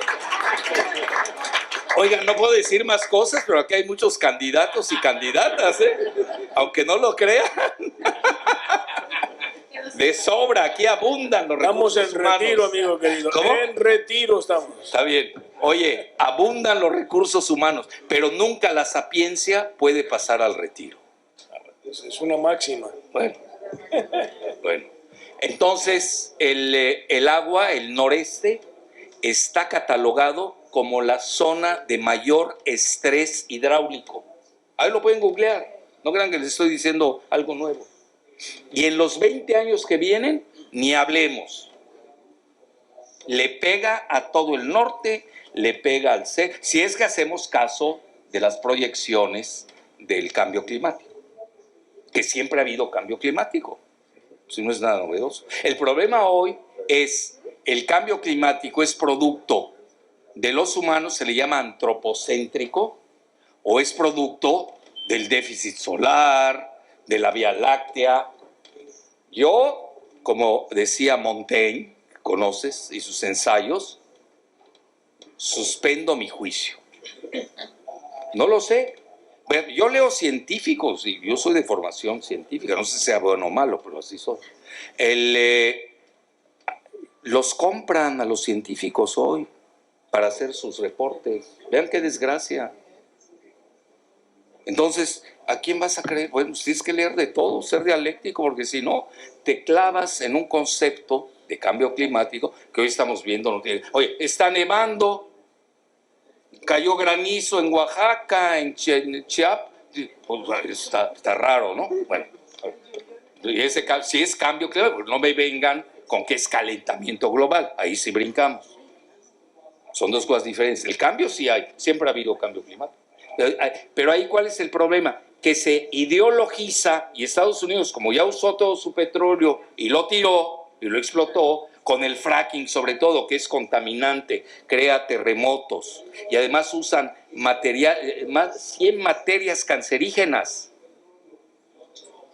Y como ya se les acabó, pues ahora cambio climático. ¿Qué quiere decir? Vamos a entrar a otros tipos de energía, etcétera, etcétera, pero ahí le están pegando geopolíticamente, había en la lectura geopolítica, a Rusia, que es el máximo productor de petróleo del mundo. Está muy clara la jugada. Por eso ven ustedes, todos los productores de petróleo y gas, pues siguen en la OPEP y se les están sumando otros países. Como se le llama la OPEP Plus. Ahí está Rusia y está México. Hoy lo comentaba en el programa, en la entrevista de Manuel. Nada más les digo cuánto ganó la OPEP el año pasado. Escuchen bien. 800,000 millones de dólares. ¿Ustedes saben qué es eso? Es un traslado de riqueza. Se calcula que en los próximos 3 años las 6 petromonarquías del Golfo Pérsico tengan ingresos por 3 millones de dólares. 3 veces el Producto Interno Bruto de México. Si no, nos estarían uniendo. No estarían escuchando a China. ¿Y qué hace China? A ver, yo en eso, aquel día una alumna muy inteligente me dijo, ¿y usted cuál es su postura, profesor? Bueno, postura a nivel de... Intelectual. No, de cambio climático. No, eso ya estaba muy dura esa pregunta, ¿no? Bueno, había que reír un poco, ¿no? Mira, cada país tiene su especificidad en recursos. Por ejemplo, ustedes, aquí en México, Tabasco, yo iba a decir, país Tabasco, bueno. Ya viste que hasta Mújica fue gobernador aquí 2 veces, ¿no? Dos. Hizo la primera expropiación agraria. ¿Sí? Antes la hizo. El primer reparto agrario hizo Mújica. Bueno, entonces, imagine, me dice cuál es mi postura. Entonces le dije, mira, la especificidad de cada país. Segundo, así grosso modo visto desde fuera y estando a favor del cambio climático y la Greta, ¿cómo se llama esta niña? Greta Thunberg, que la maneja Soros, por cierto, ya a los 18 años es genio del clima. Bueno, la gente compra esas cosas, y más si te vas a un kinder, ¿no? Es la ídola de la Greta Thunberg. Bueno, yo no estoy en contra, pero me lo tienes que demostrar. Yo, ¿por qué voy a estar? Lo verde, vean, vengo de verde. ¿Cuál es el problema? Me gusta el verde, además. Es mi color favorito. No tengo nada en contra, además es estético. El verde es maravilloso, etc. Entonces te vienen con el cuento de que energía limpia y energía sucia. Entonces caemos en maniqueísmo lineal, que eso también es pésimo. Porque, a ver, tú adoptas una postura y no dejas al otro que tenga la suya a nivel dialéctico. Bueno, ¿qué tal si te equivocas? Por eso yo siempre he sido de tendencia plural. Y lo igual, digo lo mismo en relación a China. ¿Qué hace China? Que tiene 1.400 millones de habitantes que les tienes que dar electricidad, etc., todo lo que sabe. Pluralismo energético. Es el primer productor de energía eólica. Que no vengan con cuentos nuestros amigos del norte. Primer productor en energía solar. Tiene petróleo, produce 6 millones de barriles diarios, pero le es insuficiente. Entonces tiene que importar de Irán, de Arabia Saudita, del Golfo. Entonces a ellos les importa si eres de izquierda, derecha, les tienes sin cuidado. Que si eres madracista, obradorista, se van a meter a eso. Ellos quieren que entre la electricidad o tengan acceso a los, a todos los... y luego están en la investigación del torio. Están haciendo fusión nuclear. Y mañana vamos a encontrar, oigan, con este prodigio que tenemos en la ciencia hoy, seguro va a salir algo nuevo. Ese no es el problema. El problema es la transición. ¿Cuánto va a durar la transición? Entonces no es tronar un dedo, ya. Decidimos que mañana ya entramos a la... Vean, los carros eléctricos, hoy se lo estaba comentando a Emanuel. Ayer Ford, están perdiendo dinero, porque todavía son muy caros. Tesla tiene que bajar al máximo sus precios, pues si no, la gente van a tener a 100 que compren carros eléctricos y el restante, ¿qué? ¿Cómo haces? En México creo que, ¿cuántos carros corren en general? No tengo el dato. Creo que en la Ciudad de México son... No, mejor no hablo de la Ciudad de México. Entonces, ahí lo dejamos. ¿Quién me había hecho la pregunta? Pues hiciste 10 preguntas. Apenas, todavía no empiezo una. Entonces, mira, el agua, sí es un tema. Aquí tienen, vean, hay una manera de sacar el agua que es la desalinización, pero cuesta $5,000 millones. Yo no veo por qué los ricos de Monterrey no lo pagan. Digo, aquí entre nous, bueno, no lo hacen. Bueno, entonces, no, es decir, sí ya tenemos que pensar en el asunto del agua. Y yo aquí sí lo digo públicamente, sí festejo que el secretario de Gobernación se haya consagrado al tema del agua, tanto en Nuevo León como en Nayarit. Me asombró, me asombró. Hasta le voy a sugerir a alguien para su campaña que diga: yo soy el que lleva el agua a los lugares desérticos de México. Bueno, ahí cobro luego la mercadotecnia. A ver, luego la siguiente es de que Herón Hinojosa, últimamente enojosa, más que hinojosa, pide mi cabeza en Twitter. Yo a veces se las dieron. Pues como no, estaban ligados al Partido Popular. Entonces yo hice la cuestión forense, que era Twitter, y descubro que el mero pues era un fascista del Partido Popular de España. Pues de inmediato le dieron mi cabeza. Bueno, oye, ¿qué hice? ¿Qué? Nunca me dijeron. De por vida. No, aquí no hubo nada de... Bueno, pero ¿qué hice? Ni sé qué hice. A ver, ¿cómo me defiendo? Un mexicano ahí de quinta, tirado. ¿Cómo le haces? ¿Cómo te defiendes? No hay legislación. Y luego llega Elon Musk y me devolvió mi cuenta de Twitter. ¿Qué tengo que ser republicano ahora para que...? No es broma lo que les estoy diciendo. No, tienes que promover la venta de carros eléctricos con eso. Y ya con eso, ya. Entonces vean, una cosa tan sencilla como es el Twitter. No estamos hablando de algo así sofisticado. Vean lo de Pegasus. Todo el espionaje que tenemos alrededor, etcétera, etcétera. Es todo un tema, ¿eh? Obviamente no hay legislación al respecto. Pero ahí te va la peor, ahí te va la peor. Y veo que eres muy estudioso y te felicito. Nada más que lees demasiado. Te pasas, te pasas. Mira, en el Tratado México, Estados Unidos, Canadá, ese es diríamos, el acuerdo madre, así se le dice. Hay dos artículos importantes. Uno es el artículo 8, que yo he hecho mucho mención de ella, y parece ser que el presidente me lee, parece ser, me han dicho, me han susurrado que me lee.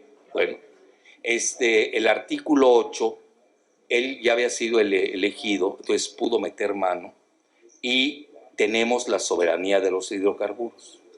Ojo, artículo 8. Ahí te va lo peor, la peor noticia. Artículo 19. Googlea, además. Artículo 19. Tecnología. Nos hicieron pedazos. Ah, bueno, ahí está. Entonces, ¿para qué me lo preguntas? Porque en alguna ocasión al presidente, por ejemplo, los médicos son muy quisquillosos, vamos a ponerlo así. Pues no es un tema fácil, no sé si me explico.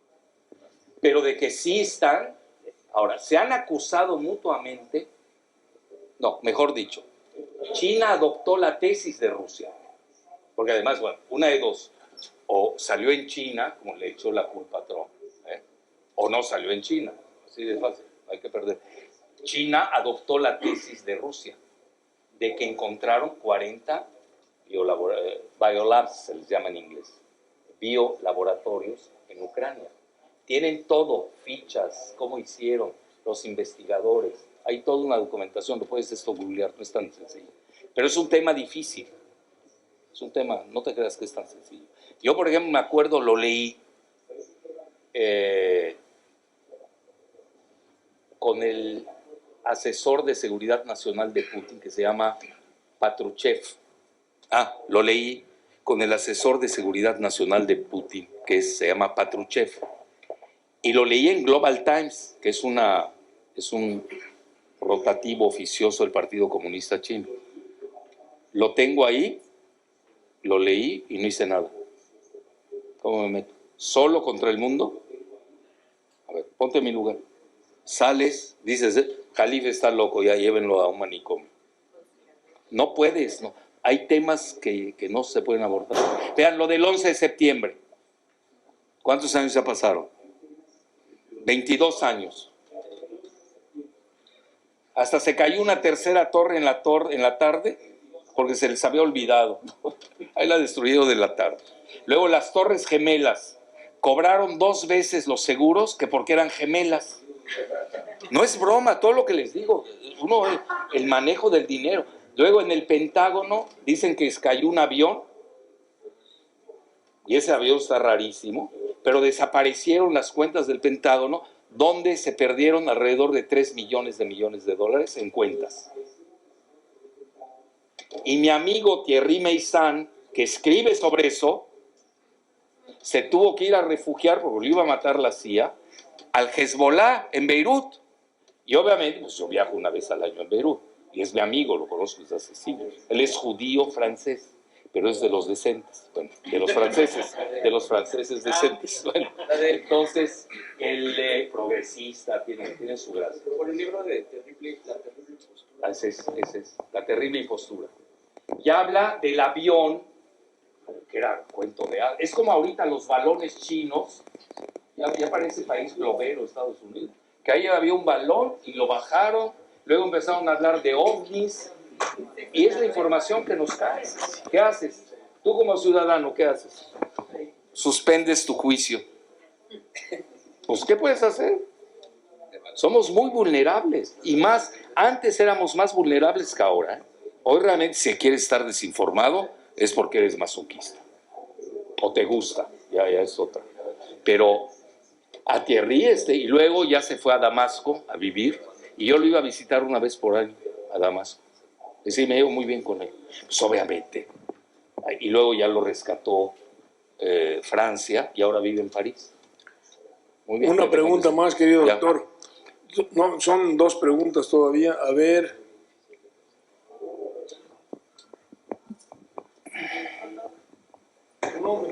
Sí, doctor, Víctor Mercado. Una pregunta, tengo una duda, ahora sí que casi existencial, ¿no?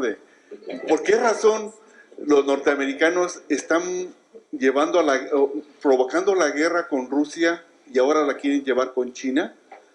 ¿En qué les beneficia al dólar, no? Sabemos que desde que Nixon retiró el Patrón oro. patrón oro del dólar, pues con las fuerzas armadas que tienen y pues obviamente es con la que sostienen, ¿verdad? La moneda fiat del dólar. Pero, ¿qué ganan? Porque realmente no hemos visto que la moneda, como el dólar como tal, se esté afianzando, ¿verdad? Es de hecho también una moneda que se está devaluando. Sí. ¿Cuál es el sentido o a dónde nos Bueno, hay quieren que ver a llevar? los estrategas de Estados Unidos. Yo te lo digo de una manera muy sencilla. Estados Unidos dominó el planeta, era el hegemón desde la Segunda Guerra Mundial. ¿Estamos de acuerdo o no? Sí. Todo lo que tiene más de 800 bases militares en el mundo, cercando a China y a Rusia. Bueno, de repente el imperio entra en declive. Tienes que hacer algo. Ya salieron de Afganistán. ¿Para qué? Para amontonarse contra China. Entonces, aquí tienes que ver que es un juego paulatino donde ellos se van abandonando ciertas partes del planeta para concentrarse. Básicamente ellos querían concentrarse con China, esa era la teoría. Pero ahorita ya les salió lo de Ucrania. Y obviamente, ¿quién es el gran vencedor en todo esto de lo que estamos hablando? China. Es la gran vencedora. Yo con humildad y rigor siempre lo dije desde que inició. Se lo dije a Russia Today, creo, por eso ya me dejaron de entrevistar. Entonces, el gran vencedor es China. Desde febrero lo dije, o marzo. Bueno, a lo que quiero llegar. Estamos viendo un juego de repliegue. Estados Unidos tampoco puede demostrar. Ahí tienes dos situaciones y esos son juegos de guerra. Una, o están blofeando o de plano son suicidas, se quieren lanzar, porque se les va a caer todo su sistema financiero internacional. O la tercera es para sentarse a negociar. Al final quizás tengan que negociar. Yo, si tú me preguntas lo personal, así intuitivamente, no tengo otro dato más que la intuición. No creo que Biden, con todo su historial, yo he leído su biografía en detalle, obviamente me salto muchas cosas impublicables. No creo que él tuvo un hijo que se llamaba Beau, de Bello, Beau, en francés, que murió en la guerra, después de que estuvo en la guerra de Irak, se murió de cáncer. Entonces él eso lo ha padecido, lo ha sufrido. Ustedes ven, la primera esposa falleció, creo que se murió un hijo, una hija Es decir, la historia de Biden es una historia a nivel personal, es fuerte. Él es católico, pero es católico pro-israelí, es una cosa rara ahí, etcétera. Es muy pro-Israel, porque si no, pues no llegas a la presidencia en Estados Unidos, así de fácil. Entonces, su carácter, su personalidad, a mí en lo personal, se me hace que no va a apretar el botón nuclear. Esa es mi muy humilde opinión. Y el otro, Vladimir Putin, no tiene otra salida. Es decir, él si ve que lo van a aniquilar, sí va a usar la bomba nuclear. En eso no hay que equivocarse. Y vean, lean, yo les recomiendo, si les interesa mucho el tema, están las posturas del manejo nuclear de los dos países. Son ampliamente conocidas. Rusia ya la acaba de cambiar. Porque Estados Unidos tiene una teoría en el manejo nuclear que se llama MAD, M-A-D. Ya saben que es MAD, de loco, pero realmente son las siglas, el acrónimo de Mutual Assured Destruction, de destrucción asegurada mutua. Y luego tienen el concepto de dar el primer golpe para aniquilar al enemigo. Entonces todo eso Rusia lo tiene bien estudiado. Entonces ya cambió Rusia, dice, bueno, no voy a esperar a que me lancen el primer golpe nuclear. Yo me he dedicado mucho a eso porque pertenecí a una organización de prevención de la guerra nuclear que obtuvo el Nobel de la Paz en el 85. No creas que sí lo sé porque por magia. Me metí mucho a ese tema.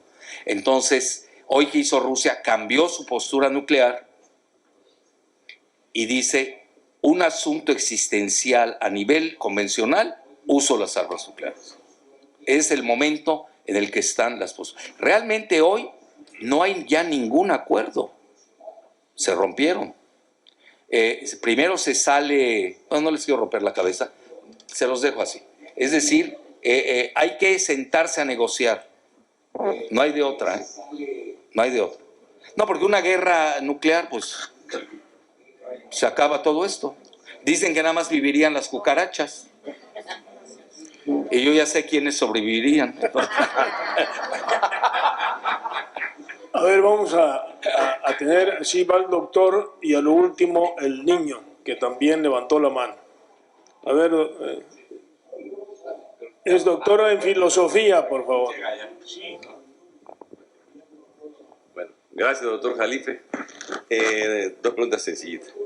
El radar geopolítico Más pegado, por favor. ha insistido, en el radar geopolítico ha insistido mucho sobre el aspecto de que no tenemos anticuerpos, porque no tenemos una banca ya propiamente mexicana.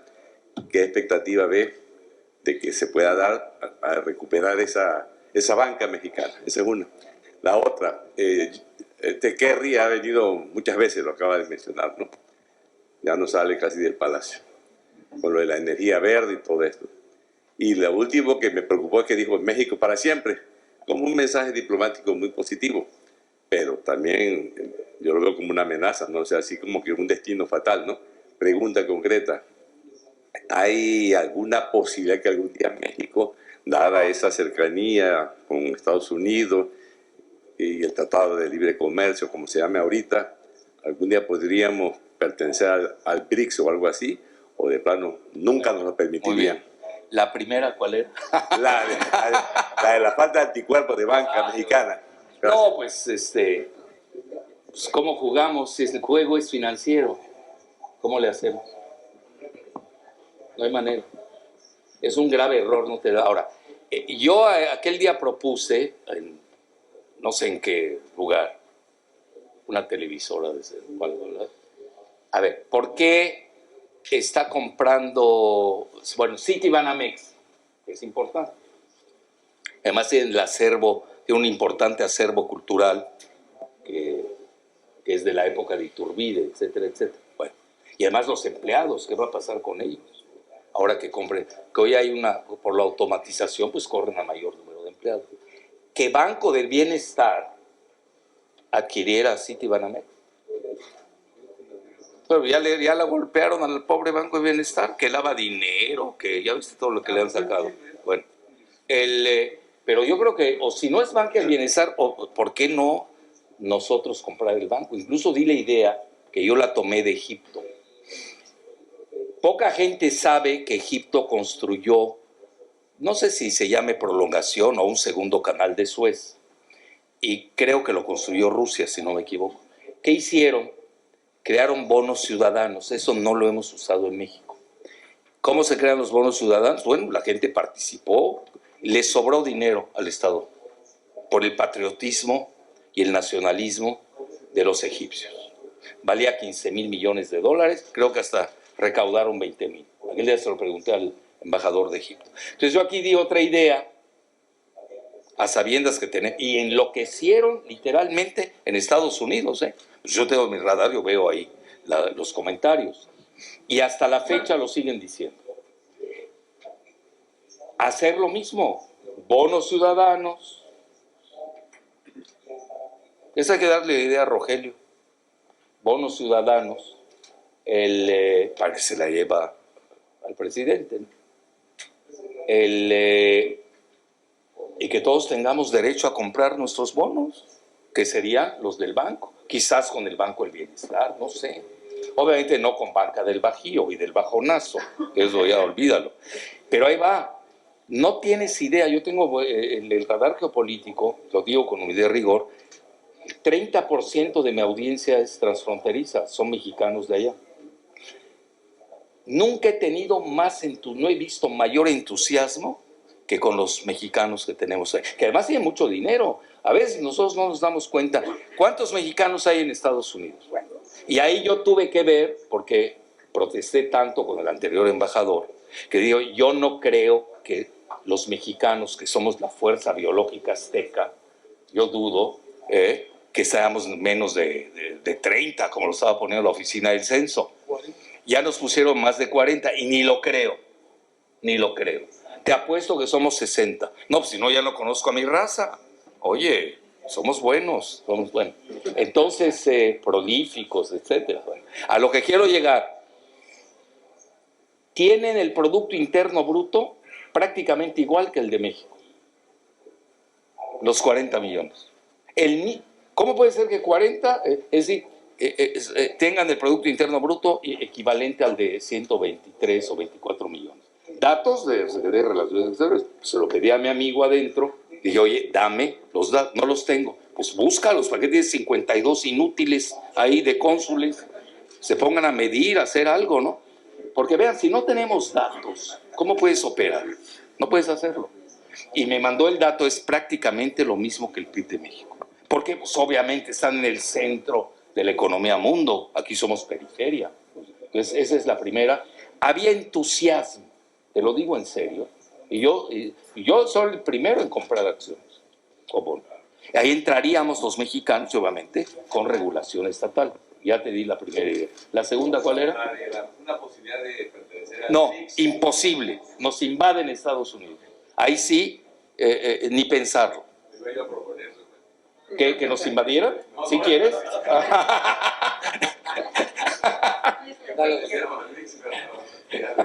No, hombre, eso es lesa majestad. ¿Qué lo nombre? Imagínate Rusia y China, frontera con Estados Unidos, hombre. Ahí nos vemos. Si no aceptaron, una anécdota rápida. En el Golfo de México iba a haber, me acuerdo más o menos, no lo tengo así en concreto, pero la idea es esta. Iban a hacer una plataforma en el Golfo de México, frontera con Estados Unidos. Creo que los chinos, no hombre, no sabes la que armaron. Pues obvio, pues ahí metes tus misiles y ahí luego hablamos, ¿no? México Querétaro, esa lo tumbaron los gringos. No, ahí no. No, ahí no, porque Estados Unidos no tiene trenes. ¿Y cómo vas a tener en México un tren chino que vaya de México a Querétaro? Pues iban a quemar los gringos, es la realidad. Y ahí nace lo del asunto de la casa, ¿cómo se llama la casa esta? La Casa Blanca, ahí nace. Y le echan la culpa a Ebrard. Peña le echó la culpa a Ebrard. No, eso es operativo. Ebrard, ¿de dónde tiene drones? Por favor. Muy bien. A ver, la última pregunta, jovencito. Buenas noches, doctor Jalife. Yo tengo una duda. Que si las partes de Asia que tienen petróleo algún día puedan tener auge. Sí, mucho auge. Y Tabasco, que tiene petróleo sin ser asiático, va a tener auge. Está bien. Muy bien, muchas gracias, doctor.